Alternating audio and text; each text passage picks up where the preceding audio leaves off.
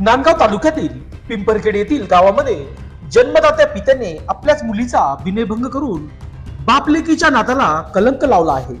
या प्रकरणी मुलीच्या आईच्या तक्रारीवरून नांदगाव पोलिसांनी पित्याविरुद्ध गुन्हा दाखल केला आहे.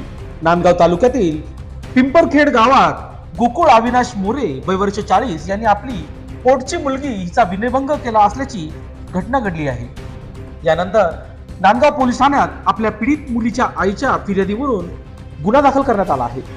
गुन्हा रजिस्टर नंबर 108/2024 भादवी कलम 354 बाल कायदा 12 अंतर्गत गुन्हा दाखल करण्यात आला आहे. दरम्यान नाशिक जिल्हा ग्रामीण अधीक्षक विक्रम देशपांडे यांच्या आदेशानुसार पुढील तपास उपविभागीय पोलीस अधिकारी बाजीराव महाजन हे तपास करीत आहे. नांदगाव पोलीस निरीक्षक प्रीतम चौधरी, सहाय्यक पोलीस निरीक्षक सुनील बडे, प्रवीण मोरे, पोलीस शिपाई विष्णू तवर